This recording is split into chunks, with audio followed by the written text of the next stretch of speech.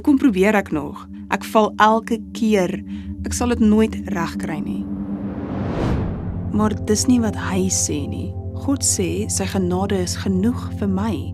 Sy krag werk juis in my swakheid. Ek is nie alleen nie. Hy het my gekies. Ek sal nooit regtig verander nie. Ek val altyd terug in dieselfde sondes. Maar God sê, as die Seun my vrymaak, is ek werklik vry. Ek is besig om te verander. Hy is nie klaar met my nie. Wat 'n verskil maak ek nou regtig? Dis net R20. Ek gaan my geld hou. Hy gaan dit net mors op drank. Maar God se koninkryk begin met klein dinge. Mosterdsaadjie geloof versit berge. Ek hoef net gehoorsaam te wees. Hy doen die res. Ek voel soms of niemand my sien nie. Dalk sien God my ook nie regtig nie. Maar hy sê, ek het jou by jou naam geroep. Jy is myne. God sien my en hy vergeet my nie. Om suksesvol te wees in die groot dinge, moet jy getrou wees in die klein dinge. Jou gedagtes maak saak. Klein veranderinge maak groot verskille.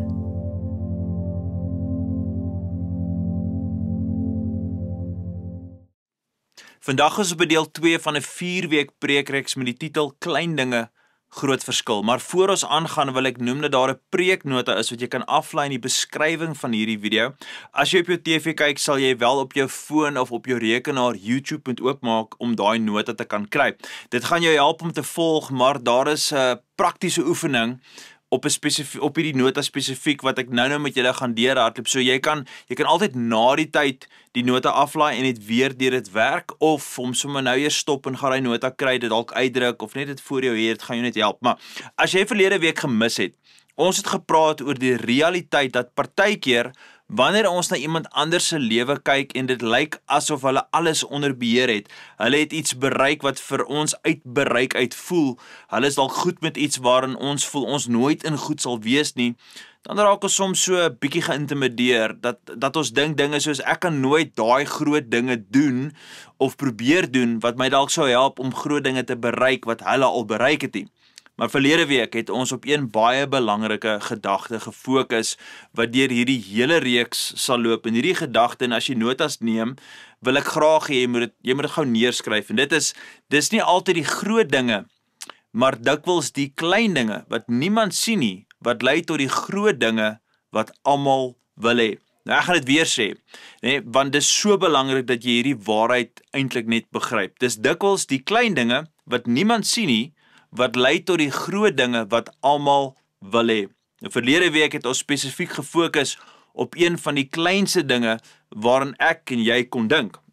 Ek het julle gevra om bidend na God te gaan en hom te vra vir een klein enkele woord, een woord wat die rigting van jou jaar of moontlik jou lewe kon bepaal. Nou is ek nuuskierig, hoeveel van julle sal sê jy het dit gaan doen? Nee, jy het vir God gaan vra en jy het nou 'n woord vir die res van jou jaar. Jy het daai woord gekry. Nou ek is ook net so dankbaar vir elkeen wat hulle woord gepost het, geshare het in die kommentare en met soveel mense wie ek persoonlik gepraat die laaste paar dae, die laaste week, wat vir my gesê het, hierdie is die woord wat die Here vir my gegee het.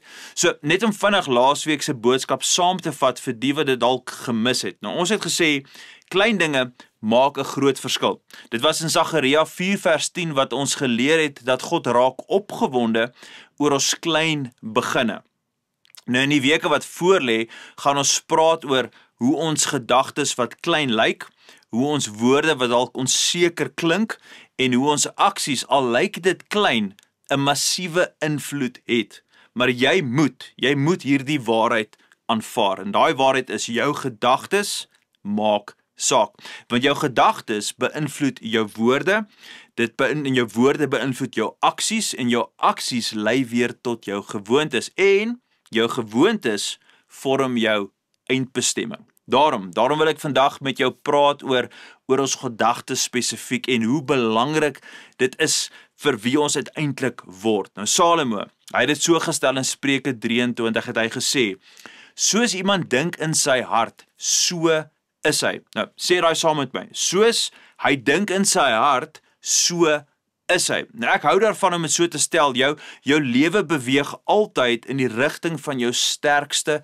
gedagtes. Moenie die krag van daai waarheid mis nie, geliefde. Soos iemand dink in sy hart, so is hy. Jou lewe beweeg altyd in die rigting van jou sterkste gedagtes. Met ander woorde, as jy dink jy kan nie, is die kans baie goed dat jy dit nie sal regkry nie. As jy glo die lewe is sleg, sal dit waarskynlik vir jou sleg wees. As jy dink jy het niks om te bied nie, niks om na die pakkie toe te bring nie, sal jy waarskynlik nie 'n verskil maak nie. Maar as jy dink jy kan, sal jy waarskynlik dit wel regkry. As jy glo daar is geleenthede, sal jy hulle raak sien. As jy glo God is vir jou en hy's vir jou en hy's met jou en sy krag en sy teenwoordigheid is by jou en jy kan dit ervaar, geliefde, dan sal jy dit ervaar, want jou gedagtes maak saak. Soos 'n mens dink, so is hy. Jou lewe beweeg nie altyd in die rigting van jou sterkste.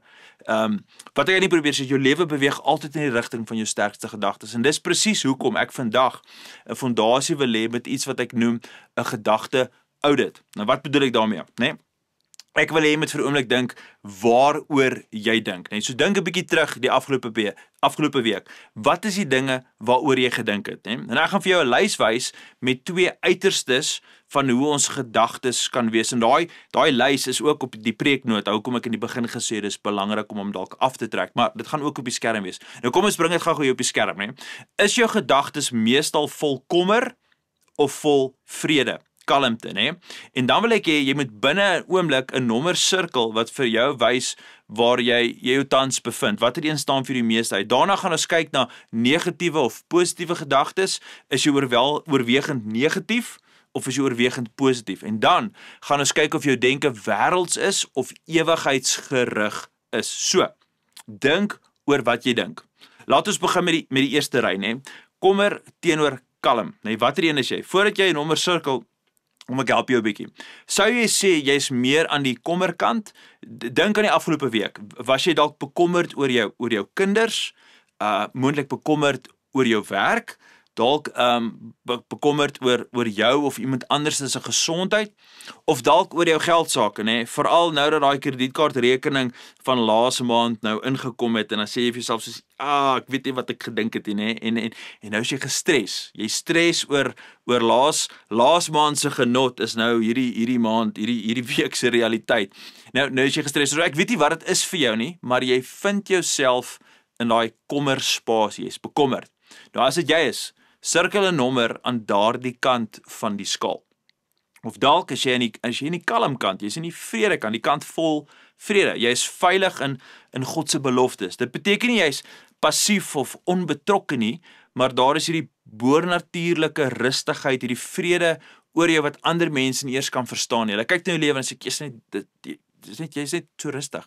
Jy leef net in God se teenwoordigheid. Nou selfs wanneer iets slegs gebeur, bly jy kalm want jy glo God is in beheer en jy hoef nie paniekerig te raak nie. Nee, want jy weet God is in beheer. Waar sal jy jouself plaas op daardie skaal? So sirkel nou jou nommer. Dit help om te bepaal waar jy tans is. Dit is 'n praktiese oefening, né? Nou die volgende een wat ons moet meet.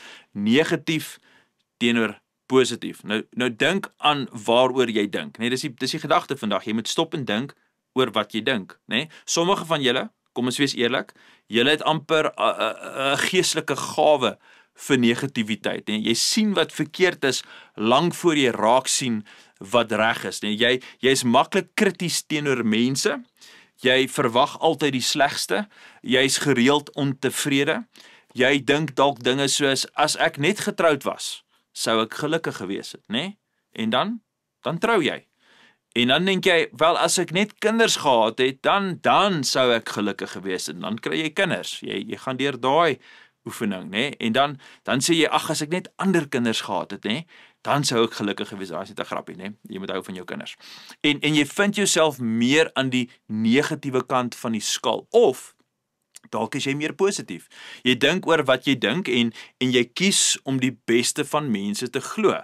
Nee, jy vang gedagtes vas en jy kies die beter kant van. Jy stap byvoorbeeld in die kerk in plaas daarvan om alles af te kraak en negatief te wees, sien jy waar God besig is om te werk en jy sê, wow, dis net besonders. Ek hou van wat hier gebeur. Jy raak opgewonde.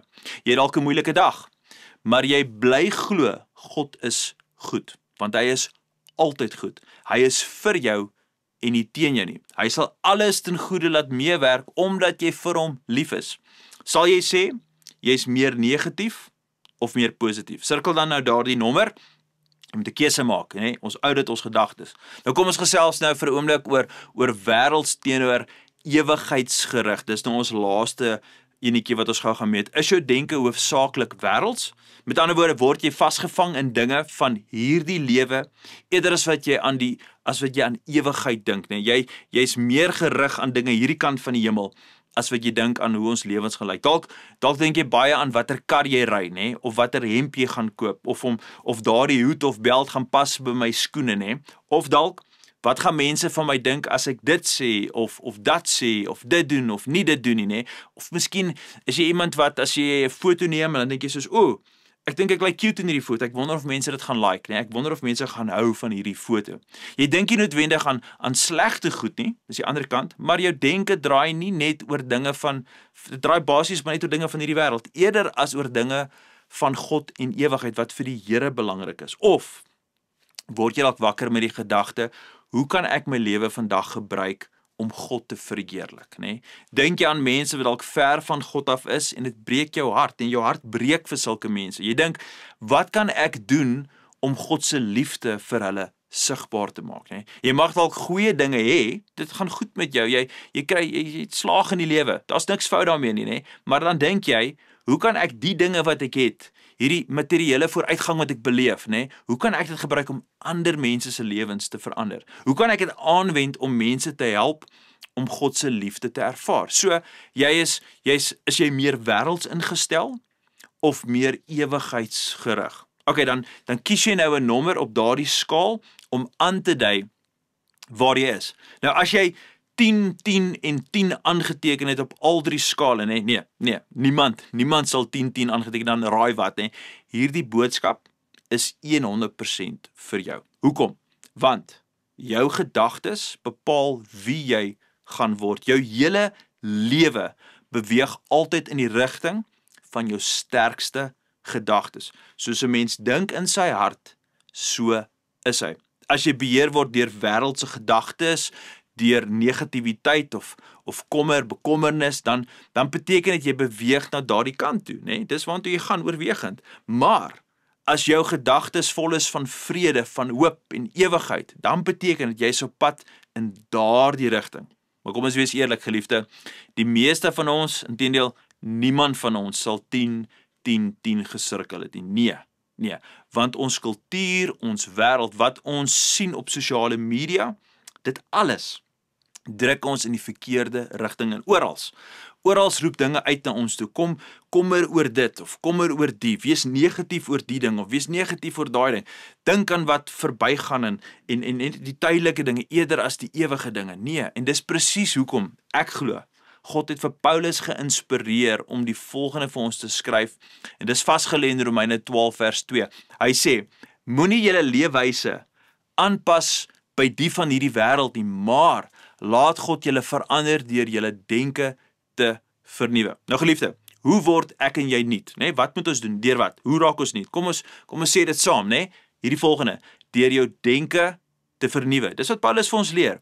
Moenie hierdie waarheid, moet dit nie mis nie, né? Laat God jou verander deur die manier waarop jy dink en dan sal jy leer om sy wil te ken, wat goed is, wat aanvaarbaar is, wat volmaak is. Dis die res van Romeine 12. Jou gedagtes sal jou vorm, want, geliefde, jou lewe beweeg altyd in die rigting van jou sterkste gedagtes. Nou, dalk vra jy, okay, Maritief, hoe verander ek my denke? Nee, hoe kry ek dit reg? En ek so bly jy vra my, want ek wil jou 2 kragtige skrifgedeeltes gou gewys, en 2 beginsels wat ons kan help om ons denke radikaal te verander. So, hoe verander jy die manier waarop jy dink? Eerste ding, as jy iemand is wat notas skryf hierdie neer, né?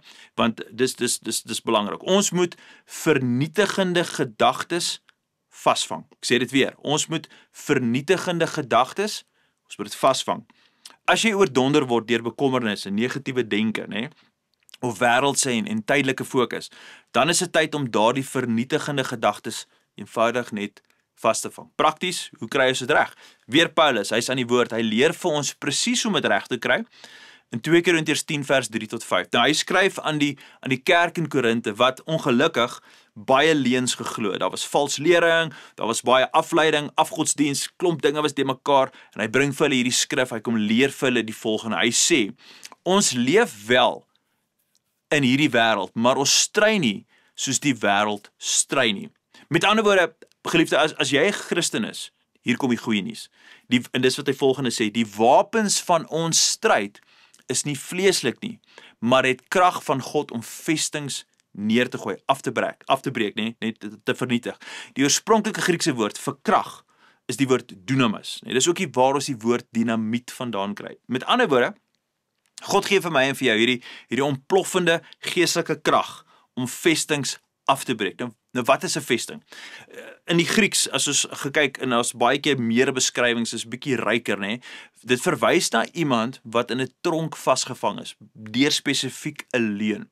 Dis soos 'n ou kasteel se tronk waar jy aangehou word, nie deur 'n slot nie, maar deur die misleiding van valse denke. Dis die gevaar en dis hoe daai vesting werk. So, wat is Satan se grootste wapen teen jou en teen my? Net die Bybel sê hy is die vader van die leuen. So wat doen hy? Hy probeer jou en my oortuig van dinge wat nie waar is nie. Sodat, en wat is sy einddoel? Sodat jy 'n lewe kan bou op leuns, nee, eerder as op die waarheid van God. Dis nog altyd sy taktiek. Maar wat het Jesus gesê? Nee, Jesus het vir ons iets anders geleer. In Johannes 8:32 sê hy: jy sal die waarheid ken en die waarheid sal jou vrymaak. Dan kom Paulus, hy sê vir ons weer verder in 2 Korintiërs 10 vers 5. En as jou Bybels nog oop is, daar spandeer 'n bietjie tyd hierson, hè. Hy sê in vers 5: ons vernietig redenasies en elke hoogmoedige aanspraak wat teen die kennis van God opstaan. Ons neem elke gedagte gevangene om dit aan Christus gehoorsaam te maak. Geliefde, dis kragtig. Ons breek die leuns af en ons neem elke gedagte gevangene en dan, wat doen ons? Ons onderwerp dit aan Jesus Christus. So, wanneer jy dink, ek kan nooit 'n verskil maak nie, of ek is nie goed genoeg nie, of ek is net 'n mislukking. Elke keer as ek probeer, kry ek dit nie reg nie, of my verlede, net die dinge wat ek aangevang het, lank terug, of net gister, of net vanoggend, my verlede, dit diskwalifiseer my. Dan moet jy dit sien vir wat dit is, né? Dit is leuns. En leuns is soos vullis, né? Soos die goeders wat jy in jou astromsak sit, né? As jy daai vullis nie uitvat nie, wat gebeur, né? Jou vrou kla en sê die kombuis stink. Nee, elke keer as ons vullis, as dit ophoop en ons vat dit nie uit nie, later begin alles in jou huis te stink. En dis presies so as jy leuns begin glo. Dinge soos God is nie lief vir jou nie, né? Dan sê jy, dis gemors, dis vullis, né? En jy maak seker, jy gooi dit weg, jy verwyder dit. Maar dan kom daar 'n stelling soos, iets soos, jy's kosbaar, want jy's geskape na die beeld van God. Jy is my kind. En dan sê jy, dis waar. En geliefde, wat doen ons met kosbare dinge, né? Wat doen ons daarmee? Ons bære dit, ons hou dit, want ons besef dit het vir ons waarde. En dis presies wat ons leer om te doen in ons eie denke, né? Ons moet presies leer om hierdie reg te kry. So wanneer jou gedagtes vir jou sê, ek is gemors, of God kan my nie gebruik nie, of ek is in groot moeilikheid en ek weet nie hoe gaan ek hier uitkom nie, dan moet jy sê, nee, dis vullis, dis vuil goed, dis gemors. Miskien het jy iets verkeerds gedoen, né? Maar hier is die goeie nuus. God werk alles ten goeie mee vir die wat hom liefhet en wat volgens sy plan geroep is. Daai is Romeine 8 vers 28. Of dalk dink jy iets soos, ek sal nooit deur hierdie krisis kan kom nie, né? Ek is al so lank verslaaf, vasgevang. Ek het al alles probeer. Ek het al gebid, ek het al gepleit, ek het al alles gedraai, maar ek kry dit eenvoudig net nie reg nie. Vriend, my geliefde vriend, dit is wat vullis is. Die waarheid is, Jesus leer ons dat ek is tot alles in staat deur Christus Jesus wat vir my die krag gee. Ek en jy, ons is oorwinnaars deur die bloed van die lam en die woord van ons getuienis. Daar is Openbaring 12 vers 10. So, wat doen ons? Nee? Ons vat daardie leuns vas en ons maak dit gehoorsaam aan Christus. Ons vang vernietigende gedagtes vas en ons rig ons gedagtes op geestelike dinge. En dit bring ons na ons tweede beginsel wat Paulus vir ons leer. En hier is die tweede gedagte, en dit is die volgende. Ons rig ons gedagtes op geestelike dinge. Met ander woorde, ons fokus op die ewige. Ons soek die goeie. Ons rig ons denke op dit wat van God af is en dit wat goed is. En onthou, Paulus, hy skryf vir ons die volgende woorde wat ek nou vir jou gaan sê nie. Hy skryf dit vir ons vanuit die tronk uit, toe hy in kettinge vas was. Dis baie bekend. Ek het al so baie op hierdie platform hierdie skrifgedeelte gedeel, maar dis kosbaar. Filippense 4 vers 8 en 9 sê: Ten slotte, broers en susters, vul jul gedagtes met alles wat waar, eerbaar, skoon, suiwer, lieflik en lofwaardig is, en leef dan volgens alles wat julle van my geleer, oorgeneem, gehoor en gesien het. Dan sal die God wat vrede gee by julle wees. Yes, daai is 'n fantastiese skrif. Hy het nie net gesê, rig jou gedagtes op wat verkeerd kan loop nie. Nee, dink aan alles wat jy nie het nie. Nee, hy het nie dit gesê nie. Of fokus op alles wat sleg is. Geliefde, nee, dis glad nie wat Paulus sê nie. Paulus sê, dink aan dit wat waar is, wat reg is, wat lieflik is, wat lofwaardig is, prysenswaardig is, wat mooi is, want waar jy jou gedagtes rig, sal jou lewe volg. Jou lewe beweeg in die rigting van jou sterkste gedagtes. So, geliefde, wat doen ons? Prakties. Ons vang die leuns vas en dan rig ons gedagtes op wat waar is, op wat ewig is, wat mooi is, wat prysenswaardig is. Ons fokus ons denke op geestelike dinge. So, moet asseblief nie die krag van hierdie waarheid van wat Paulus vir ons hier leer, moet dit nie mis nie, moet dit nie mis nie. Gaan weer na die skrif toe. Filippense 4 vers 8 en 9, lees dit, bestudeer dit, maak dit. Sommige van julle, julle is een gedagte weg van 'n totale en volkome lewensverandering. Een gedagte wat jy moet kry, wat jy moet gryp, jy moet die leuen vasvang, jy moet hom afbreek, jy moet hom weggooi, jy moet dit vervang met waarheid en jou lewe gaan transformeer. Wanneer jy ophou om die leuns wat die vyand vir jou voer en vir jou gee te glo, en jy begin die waarheid van ons goeie God aanvaar, dan gebeur bevryding, dan verander die rigting van jou lewe. Want Jesus, geliefde, hy het vir ons gesê, wanneer jy die waarheid ken, sal die waarheid julle vrymaak, Jy rig dan jou denke op geestelike dinge, op dit wat ewig is en nie wêrelds is nie. Nou, party van julle sit nou daar, julle luister, jy sê, okay, maar ek weet nie hoe om dit te doen nie. Ek is nie 'n pastoor soos jy nie, ek het nie geswat nie, ek preek nie elke week nie, ek is net 'n gewone ou. Nee. As jy 'n volgeling van Jesus is, dan kan jy God se werk raak sien. Met ander woorde, as jy daarna soek, dan sal jy dit raak sien, want dis die beginsel.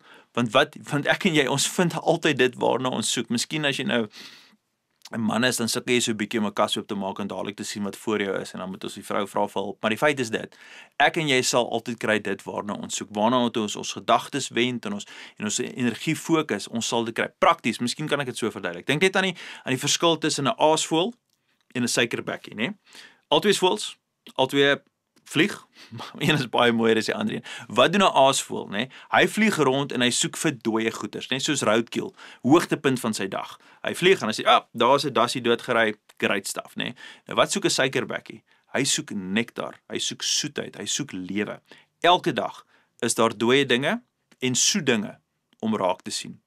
Maar jy gaan kry waarna jy kyk. Geliefde, jy gaan kry waarna jy kyk. As jy na geestelike dinge kyk, sal jy dit oral begin sien. So, hoe doen jy dit? Hoe kry jy dit reg? So laat ek jou help. Dis eenvoudig. Wanneer jy wakker word in die oggend, stel die toon van jou dag deur iets geesteliks. Met ander woorde, moenie dadelik jou foon optel en op Facebook of op Instagram gaan kyk en kyk of jy 'n like gekry het of nog 'n subscribe of net verstaan hoeveel keer is daai post van jou van gisteraand geshare nie. Nee. Jy maak dalk eerder jou YouVersion Bible app oop en as jy nie weet wat dit is nie, asseblief gaan kyk op enige App Store of op jou Samsung Google Play, gaan kyk YouVersion Bible app. Dit is fantasties. Dis die Bybel op jou foon. Dis ongelooflik cool. Laat die eerste ding wat jy dan doen, wees om God se woord oop te maak en dan lees jy skrifte. Jy kan 'n Bybelleesprogram daar volg en dan dink jy God se woord na, jy oordink. Lees dalk net een hoofstuk en begin jou denke net rig op geestelike waarhede. En dan sê jy 'n gebed, reg aan die begin van jou dag. So sit jy die toon en die tempo en die ritme van jou dag. Dit hoef nie 'n uurlange gebed te wees nie. Dit kan wees, jy kan so lank bid. Daar's niks fout daarmee nie. Dit sal great wees as jy so lank kan bid, maar dit kan ook net 'n 30 sekonde vir 2 minute gebed wees. 'n Gebed soos prakties soos hierdie. Here, dankie vir vandag. Ek weet vandag is 'n geskenk en is 'n geskenk wat U vir my gee om weer vir U terug te gee. Nee, gebruik my waar U wil. Help my om sensitief te wees vir die Gees. Laat my sien waar U besig is in my eie lewe en om my. Lei my woorde, beskerm my gedagtes, my denke en Here, vorm my dade, nê? Sodat dit U sal verheerlik. Here, help my om 'n lewe te lewe wat U verheerlik. Here, U het my ten volle toestemming. Met ander woorde, jy dalk iets soos dit, soos Here, ek gee U toestemming om my vandag te gebruik. Nee, U mag my onderbreek met enigiets. Here, help my om my oë te rig om te sien waar U werk. En as jy, geliefde, as jy so begin, as jy jou dag so begin, dan gaan jy die nektar beginne raak sien. Jy gaan dit beginne inneem, die soet van die lewe, die mooi. Geliefde, God is oral aan die werk. Ons moet net reg begin kyk. Dan op pad werk toe, of terwyl jy by die gym is, nê? Luister eerder na praise and worship, aanbiddingsmusiek of dalk net na 'n preek of 'n podcast wat positief is, wat goed is vir jou, nê? Wat doen jy dan? Jy vernuwe so jou denke. En wanneer iets goed gebeur, moenie sê ag, dit was net toevallig nie, nê? Of net per ongeluk of net random. Nee, jy sê dankie Here. Ek kan nie glo dat U my so seën nie, nê? En skielik begin jy God oral raak sien. Wanneer jou baas miskien onredelik is, jou uitskel, nê? Hy of haar, nê? Hulle verloor 'n bietjie hulle koel. En in plaas daarvan om te wil terugbeklei en jy wil jouself verdedig, dink dalk eerder, miskien kan ek vir my baas bid.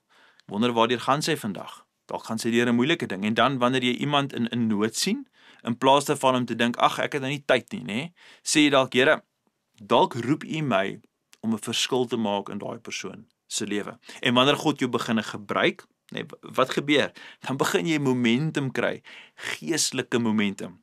En weet jy wat gebeur dan? Daardie momentum maak jou meer sensitief vir waar hy jou volgende wil gebruik. Dis net klein dinge, groot verskil. Klein dinge, groot verskil. So kry ons geestelike momentum. En dan skielik, dan besef jy het die krag om teen dinge te kan opstaan wat vals is. Jy het die keuse om die regte dinge te doen. Jy kan kies waarheid of gemors, nê? En God bemagtig jou om die regte keuse te doen, so te maak. So wanneer jou denke, nê, 'n leuen dalk invluister, dan sê jy, nee, dis vullis, dis gemors en jy fokus eerder op wat waar is en dit verander jou hele lewe. Geliefde, want soos 'n mens dink, so is hy. Jou lewe sal altyd beweeg in die rigting van jou sterkste gedagtes. Daarom neem ek elke gedagte gevangene en ek onderwerp dit aan Christus en ek rig my denke op dit wat suiwer is, op dit wat lieflik is, op wat lofwaardig is. As daar enigiets is wat suiwer is of uitstekend is, Here, daaroor sal ek nadink. Dit sal ek my fokus maak. So wat doen ons hiervan af, geliefde? Hoe neem jy hierdie boodskap en maak dit deel van wie jy is? Nie net iets wat jy gehoor het of net so, ag wel, dis oulik nie. Verlede week het ek julle uitgedaag om vir een woord te bid. En een woord wat jy die Here voor vertrou, wat jou rigting kan gee vir die res van jou jaar en dan die Here te vertrou vir 'n skrif wat daai woord kan ondersteun. Maar hierdie week gaan ek jou vra om nie vir 'n woord nie, maar vir een gedagte. Om te bid vir een enkele spesifieke gedagte. Een klein waarheid wat 'n groter verandering kan bring as wat jy ooit sou kon droom. Want dis dikwels die klein dinge wat niemand sien nie, wat lei tot die groot dinge wat almal wil hê. Een gedagte, dis al wat dit vat, hè? Een gedagte wat moet vervang word met dit wat van God af is. Vullis wat moet vervang word met waarheid. En een enkele gedagte wat jy oor en oor kan nadink, tot jou gedagtes vernuwe word en daardie waarheid vasgelê word in jou hart, nê? En dan begin dit jou woorde verander, jou houding te verander, jou hele lewe te verander. Geliefde, wil jy jou lewe verander? Wil jy hê jou rigting van jou lewe moet anders te lyk as hoe dit nou is en hoe dit nog altyd was? Verander die manier waarop jy dink. So, ek weet nie wat jou een gedagte is nie, maar een klein gedagte kan jou hele lewe verander. Miskien is jou woord onselfsugtig, né? Dan sê jy, minder van my, meer van hom. Minder van my, meer van hom. Of dalk is jou woord, jou gedagtes is vrygewig en jy begin sê ek is 'n, verstaan, die woord is vrygewig en hier is die gedagte, ek is 'n vrygewige persoon, want dit is meer geseënd om te gee as om te ontvang. Jy sê dit, al is dit nog nie waar nie. Al voel jy's nog nie daar nie. Jy maak daai uitsprake en jy begin daai innerlike selfspraak verander met God se waarheid. En jy sê dinge soos ek kan alles doen deur Christus Jesus wat my die krag gee. Ek is 'n oorwinner deur die bloed van die lam en deur die woord van my getuienis. Of dalk is jy huwelik op 'n moeilike plek, dan sê jy, ek het die liefde van Christus vir my man. Nee, sy bonatuurlike liefde is in my, so ek gaan my man dien met Jesus se liefde wat deur my vloei. Of ek het die liefde van Christus vir my vrou.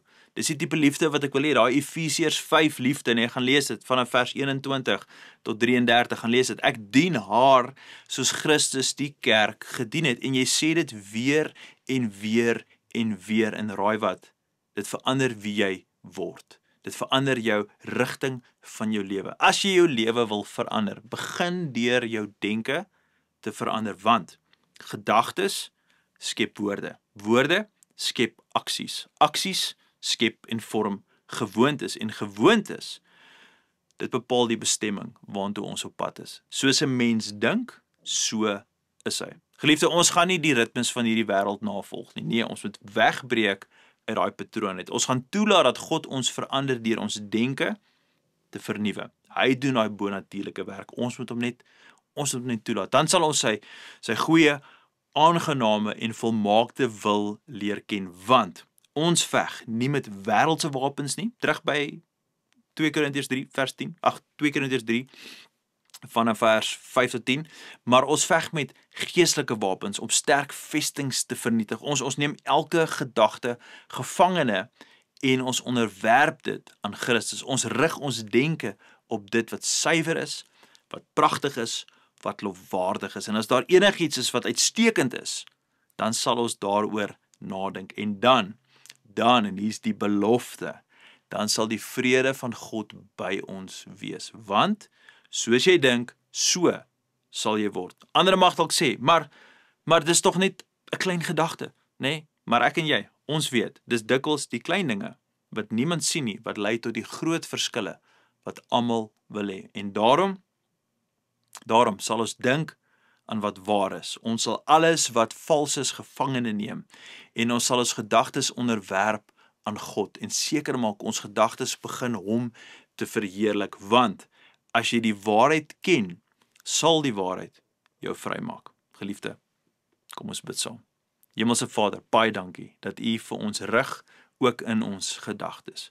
Maar ons moet toelaat dat U van binne af buitentoe ons gedagtes vernuwe.